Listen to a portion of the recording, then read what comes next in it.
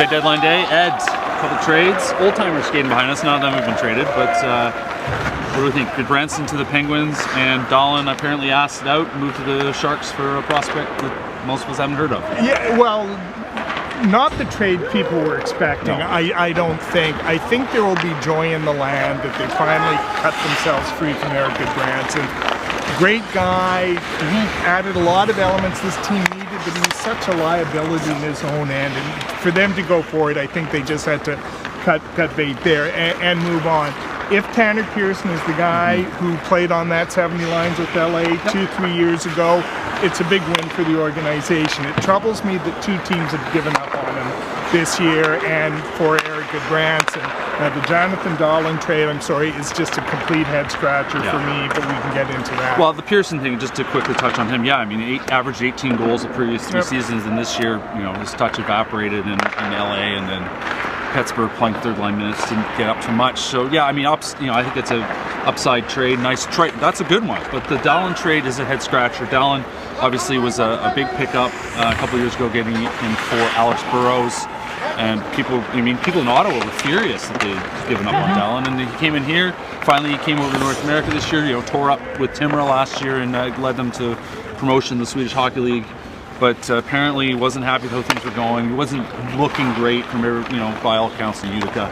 Yeah, there was a disconnect between the player and the organization that goes back to when he got injured at the beginning of last year, and instead of going to the American League, he decided to go back to Sweden and play for Timrå. He has this storybook season. Dude is a cult hero in Sweden, and he is a big-time hero in Timrå with that team. He's a legend there. For them to give up on him in 1 year, I mean, I've got kind of a couple of images burned in my head, and one of them is him playing with Utica in the AHL playoffs and not looking at all out of place. And that season, and then also seeing him at the prospects camp this year, and I understand it's a little different level of competition, but he was magic with Elias Peterson. There was undeniable chemistry between those two. So this isn't a positive move for the organization, for them to rid themselves of a prospect of this level.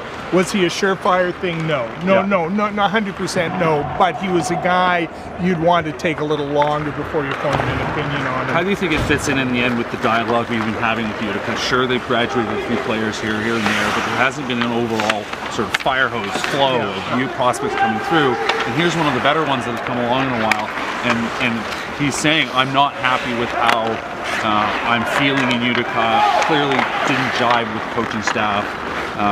Jim Benning obviously said, hey, I'm happy with how things are going. And of course he's going to say that, but what did you make of all that? I think it lends credence to those criticisms that are aimed at Utica. I think, for a lot, it's kind of selective in some cases. This guy hasn't developed, that guy hasn't developed, but there's an overall picture that is starting to emerge that is a little bit troubling. And the best way to do that, of course, would be to start sending players like Cole Wood, like Joe Nagaji, which, all Canucks fans know who they are. Yeah. They just haven't started to arriving.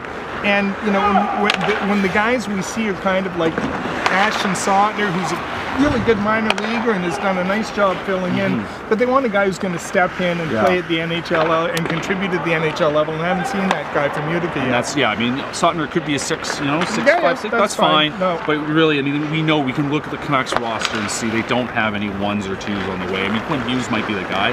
He's coming straight from Michigan. Levy was playing well, but obviously got hurt, and we don't know where he's going to be in the future. Anyway, folks, that's it for trade deadline day today.